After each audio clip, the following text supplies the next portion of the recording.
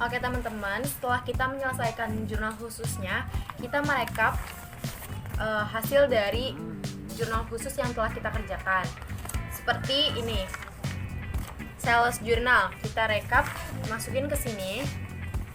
Jadi account receivable di debit, kita masukin, ditaruh di debit nih, numbernya sama amount. Terus COGS kita masukin juga di debit karena dia posisinya ada di debit ya teman-teman.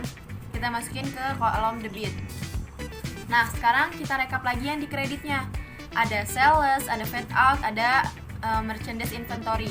Kita masukin ke bagian kolom kredit.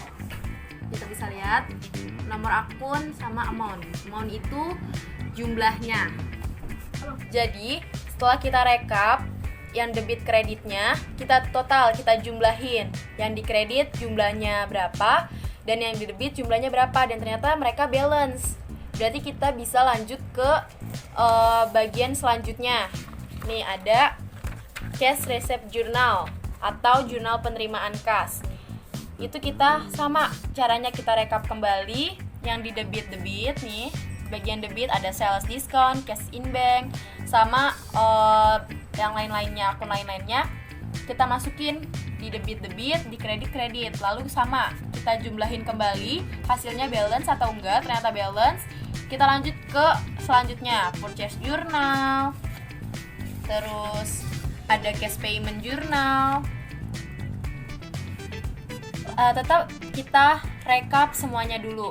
Setelah kita rekap semua, kita udah dapet semuanya balance, kita mengisi buku besar. Untuk di buku besarnya, kita bisa lihat misalkan teman-teman bingung nih, cari buku besarnya dari mana. Kita bisa lihat di trial balance-nya.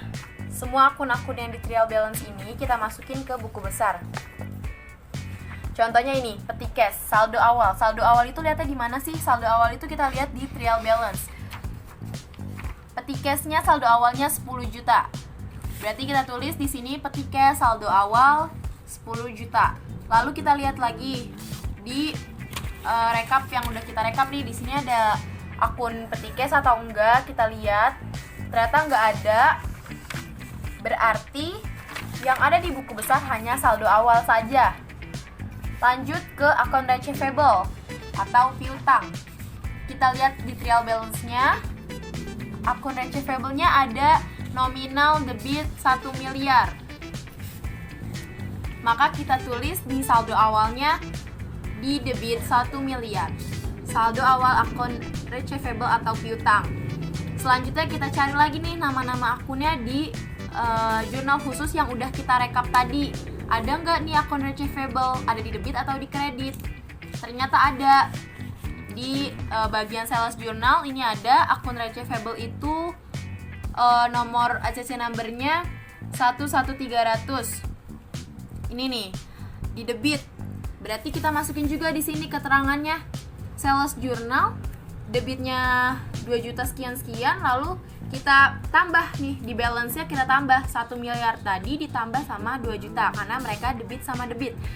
Ingat teman-teman, debit sama debit ditambah, debit sama kredit dikurang.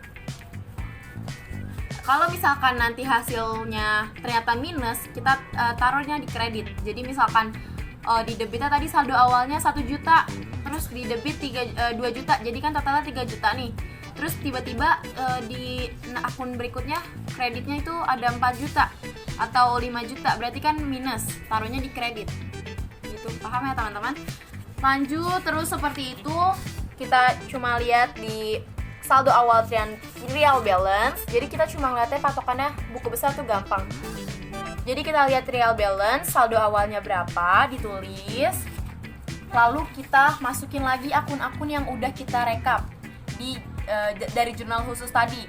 Kita masukin ke buku besar. Oke, jadi kalau misalkan semuanya sudah balance, sudah kita masukin, udah tahu nih jumlahnya berapa dari masing-masing akun, kita langsung bikin aja neraca saldonya dari buku besar tadi. Jadi bikin neraca saldonya itu, kita lihat tadi akunnya.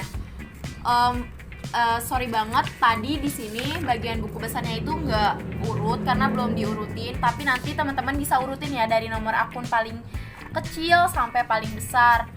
Nah, nanti dimasukin ke neraca saldonya jadi gampang. Akunnya dari yang kecil-kecil dulu, terus nanti ke bawah sampai besarnya. Gitu.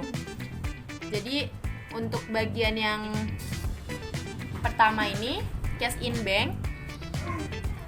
Cash in bank pertama kan, karena nomor akunnya paling kecil.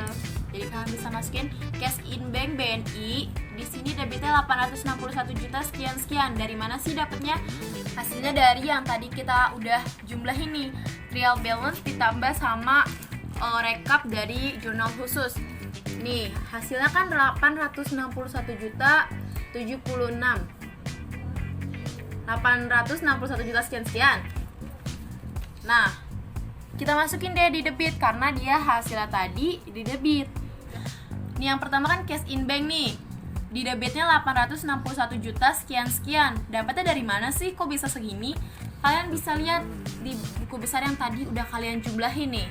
Cash in banknya, saldo awal itu dari trial balance, cash receipt-nya sama cash payment itu dari jurnal khusus yang udah direkap.